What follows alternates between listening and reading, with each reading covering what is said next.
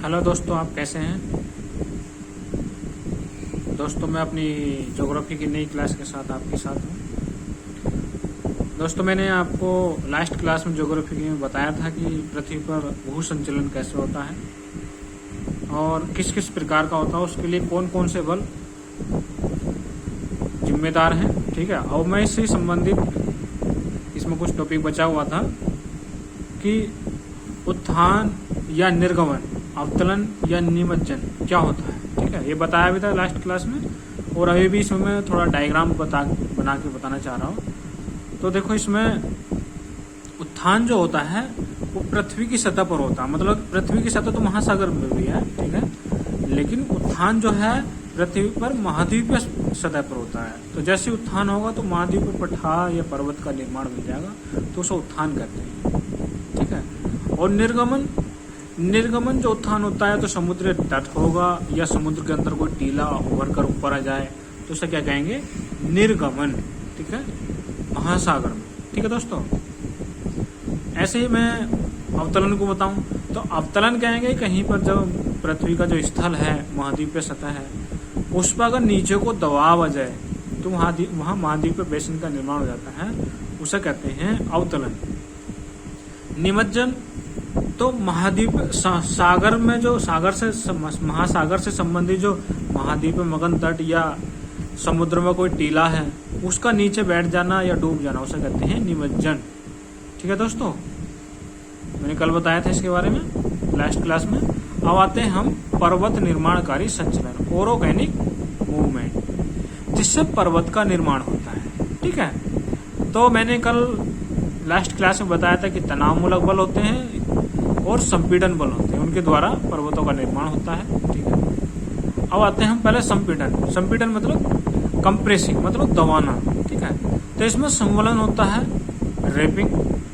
Warping, संवलन warping और वलन fold.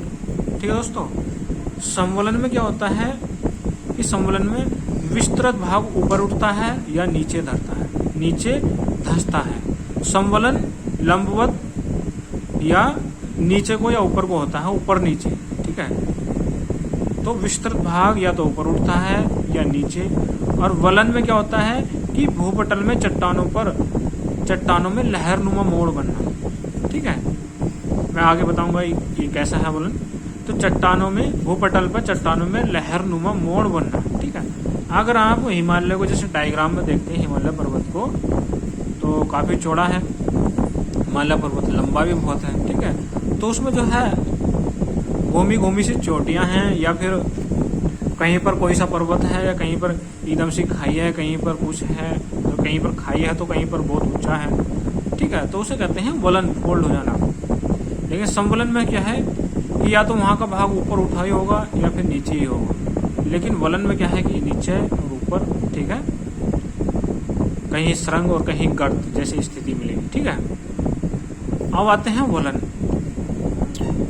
वलन में क्या है कि ऊपर उठा हुआ भाग अपनति कहलाता है। देखो, ये मैंने बताया था ना कि वलन में ऊपर उठा हुआ भाग, फिर नीचे उठा हुआ, फिर ऊपर, फिर नीचे, ऊपर। ठीक है,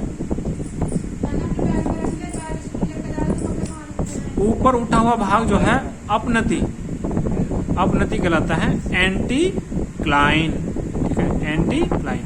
तो ये जो ऊपर उठा हुआ भाग है इसे क्या कहते हैं? एंटीक्लाइन। ठीक है, और नीचे धंसा हुआ जो भाग है इसे कहते हैं हम अभिनति, सिनक्लाइन। क्या कहते हैं? ये सिनक्लाइन। ये पूछा जाता है कि अभिनति और अपनति किस बल से संबंधित है, अंतर्जात या बहिर्जात? तो अपनति और अभिनति अंतर्जात बल से संबंधित। किस प्रकार के संचलन से? पर्वत निर्माणकारी संचलन से संबंधित। ठीक है दोस्तों, अपनति आप जैसे कि कहीं पर पर्वत में जाएंगे तो ऐसे चोटियां मिलेंगी। ठीक है, ऊपर नीचे सुरंग गर्त। तो सुरंग जो होता है ऊपर उठा हुआ भाग जो सुरंग कहते हैं, नीचे उठा हुआ भाग गर्त कहते हैं। ठीक है, अब आते हैं तनाव मूलक बल में। ठीक है, तो मैंने कल आपको बताया था। ठीक है, चटकन क्या होता है कि बहुत हल्की सी दरार पड़ गई है, एक या दो सेंटीमीटर या 10 सेंटीमीटर या 15 सेंटीमीटर चौड़ी, उसे कहते हैं चटकन। ठीक है, एक इधर को खींच रहा है, एक इधर को खींच रहा है, तो ये विपरीत साइड में खींच रहे हैं, दोनों फोर्स लग रहे हैं, तो इसे कहते हैं चटकन। ये थोड़ा चौड़ा हो जाए तो उसे कहते हैं दरार, और जैसे ये अलग हो जाए, बहुत चौड़ा हो जाए, तो उसे कहते हैं भ्रंशन। ठीक है दोस्तों, तो हम नेक्स्ट चैप्टर में चलते हैं अपने।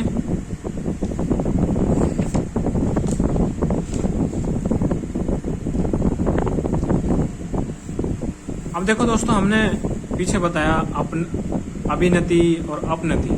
ठीक है, ऐसे ही जब बहुत बड़ा पर्वत होता है तो ऊपर ऊपर जैसे कि ये घुमावदार कई सारी चोटियां बनी होती हैं, मतलब कई सारे घुमाव आते हैं, तो जो कई सारे घुमाव जाकर ऊपर उठता चला जाता है, घुमाव आके, जिसे कहते हैं एंटीक्लाइनेरियम। ठीक है, तो इसे कहते हैं सम अपनति।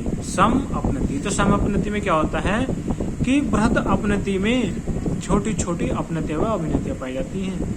बृहद अपनति होती है तो ये बहुत बड़ी अपनति है, ऊपर उठा हुआ भाग है। ठीक है, ये नीचे तक हुआ भाग है। ठीक है, फिर ये ऊपर उठा हुआ भाग है, तो ये होगी बहुत बड़ी अपनति, तो सम अपनति कहेंगे। तो बृहद अपनति में छोटी छोटी अपनतियां व अभिनतियां। ठीक है, और ये जो है बृहद अभिनति, समअपनति में क्या है, सिनक्लाइनेरियम या सिनक्लाइनोरियम, सॉरी सिनक्लाइनोरियम है। सम अभिनति, इसमें क्या है कि बृहद अभिनति में छोटी छोटी अभिनतियां व अपनतियां पाई जाती हैं, तो ये बृहद अभिनति होगी। ठीक है, इसमें क्या है, छोटी छोटी अपनतियां और अभिनतियां बननी है। ठीक है, जिसे कहते हैं समअपनति, सिनक्लाइनोरियम। ठीक है, अब देखिए दोस्तों, अब ये हमारा मोड़दार पर्वतीय क्षेत्र होता है जहाँ पर। ठीक है, तो अलग अलग आपको फोल्ड मिलेंगे, वलन मिलेंगे, या घुमावदार चट्टाने पर्वत से मिलेंगे, तो हम बताते हैं इनको। ठीक है, कभी कभी ये पूछ लेता है पीसीएस लेवल में या फिर यूपीएसआई लेवल में। ठीक है, अब तो देखो ज्यादातर डीपली जीएस पूछी जा रही, तो कहीं भी पूछ सकता है। मोड़दार पर्वतीय क्षेत्र, तो वलन के प्रकार क्या हैं कि सम्मित वलन भी हो सकते हैं। सम्मित वलन का मतलब है दो जो ऊपर को जो उत्थान होगा एक समान होगा, रेखा में क्षैतिज वो लंबवत रेखा खींचे तो उसके दोनों साइड जो लंबाइयां हैं या ऊंचाइयां हैं, ढलान है, वो एक समान होगी, तो उसे कहते हैं सम्मित वलन। दोनों भुजाएं बराबर व ढाल समान। ठीक है, ये वाली भुजा और ये वाली भुजा क्या है, ये बराबर है ना दोनों, और ये वाला ढाल बराबर है। ठीक है, अब आते हैं असम्मित वलन। असम्मित वलन क्या होता है, भुजाओं की लंबाई व ढाल क्या है, समान है, इधर अलग ढाल है, इधर अलग ढाल है, और ये भी लंबाई जो है नीचे ये भी अलग अलग है, तो क्या है, असम्मित वलन है। ठीक है दोस्तों, और एक आता है एक दिग्नत वलन, मोनोक्लाइनिकल फोर्स। ठीक है, तो इसमें क्या होता है कि एक भुजा साधारण तथा दूसरी भुजा लंबवत होती है, 90 डिग्री का। ठीक है दोस्तों, तो एक दिग्नत वलन कहते हैं। ठीक है, अब आते हैं ये समनत वलन, आइसोक्लाइनल फोर्स, समनत वलन। तो इसमें क्या है कि दोनों भुजाएं समानांतर होती हैं। ठीक है, ये दोनों भुजाएं समानांतर हैं लेकिन क्षैतिज नहीं होती। ठीक है, समनत वलन है। ठीक है दोस्तों, आप डायग्राम बना सकते हैं। अब आता है परिवलित वलन। इसमें क्या है, परिवलित वलन, रिकम्बेंट फोर्स। ठीक है, तो दोनों भुजाएं एक दूसरे के समानांतर व क्षैतिज होती है, जैसे ये बना हुआ है। ऐसे ही पर्वत, जैसे कि हम पर्वत देखोगे आप, तो ऐसे कभी पर्वत दिखेंगे। ठीक है, समानांतर से। ठीक है दोस्तों, अब आता है कि प्रतिवलित वलन, ओवरटर्न फोल्ड। तो इसमें क्या, इसके ऊपर क्या होता है कि एक चट्टान दूसरी चट्टान के ऊपर चढ़ जाती है, तो इसे प्रतिवलित वलन कहते हैं। ठीक है, तो ये नीचे से ऊपर चढ़ गई, इसके आगे ये वाली आगे बढ़ रही थी। ठीक है, तो कहते हैं प्रतिवलित वलन। एक होता है अवनवन वलन। ये क्या है कि इसमें जो है वलन जो है, वलन अक्ष क्षैतिज तल के समानांतर न होकर कुछ कोण बनाए हुए हैं। ठीक है, अब पता नहीं क्या कोण बनाए हुए हैं, न्यून कोण के लगभग होता है 90 डिग्री से कम, तो इसे क्या कहते हैं हम, अब अवनवन वलन। ठीक है, अब खुला वलन क्या होता है कि भुजाओं के बीच जो है कोण 90 डिग्री से अधिक व 180 डिग्री से कम। 90 से अधिक और 180 डिग्री से कम, तो उसे कहते हैं खुला वलन। और बंद वलन कहते हैं जिसका कोण जो है न्यून कोण हो, मतलब 90 डिग्री से कम हो, उसे कहते हैं बंद वलन।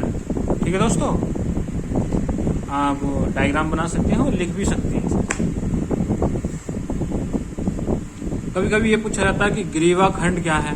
तो भारत में जो उत्तराखंड में जो गढ़वाल क्षेत्र है ना, उसमें ग्रीवा खंड पाए जाते हैं। ठीक है, इसमें क्या होता है कि परिवलित वलन में एक ऊपर वाली परत टूट के आगे चली जाती है और नीचे वाला जो होता है वो पीछे रह जाता है, तो इसे कहते हैं व्युत्क्रम भ्रंश। ठीक है, ग्रीवा खंड या नैपी तो गढ़वाल क्षेत्र उत्तराखंड में मिलते हैं। तो ये पूछा गया है कि ग्रीवा उत्तर भारत में ग्रीवा खंड कहाँ मिलते हैं, तो उत्तराखंड के गढ़वाल क्षेत्र। ठीक है दोस्तों, अब हम निष्कर्ष तक गए। तो ये जो पीछे हमने जितने भी वलन पढ़े हैं उसके आधार पर ये हम चोटियां ऐसे पर्वत में मिल सकती हैं, पर्वतों में देखने को। ठीक है, देखो हम ये कभी आप जो है मतलब कि उत्तर दक्षिण की तरफ से जा रहे हैं उत्तर में, तो हिमालय पर्वत पर चढ़ रहे हैं, तो पहले क्या है कि ये सम्मित वलन से दिखाई देंगे, फिर असम्मित वलन से दिखाई देंगे, फिर एकदम से उठी हुई चोटियां दिखाई देंगी। तो ये कहता है एक दिनत वलन, फिर ये ऐसा दिखाई देगा। ठीक है, और आप आगे बढ़ते जा रहे हैं और आपको पता नहीं चल रहा, एकदम से ऐसी खाई आई कि आप एकदम से नीचे गिर गए। ठीक है, तो यहाँ क्या लगेगा आपको, हाँ खाई भी नहीं, तो आपको ऐसा लगेगा कि आप पता नहीं हम कहाँ खाई में गिर गए, कहाँ हमें तो कुछ दिखाई भी नहीं दे रहा है। ठीक है, आपको कोई बचाने भी आ रहा है तो उसको पता भी नहीं चल रहा है। ठीक है, तो ये क्या है, तो ये क्या है, तो हमें ऐसी खाइयाँ मिलती हैं, तो हमें पहाड़ों पर जो है बहुत सावधानी के साथ जाना चाहिए। ठीक है दोस्तों, ऐसे ही आगे ये बनाया हुआ है, हम पीछे समझाए हुए हैं। ठीक है, तो हम इतना ही रहने देते हैं। ठीक है दोस्तों।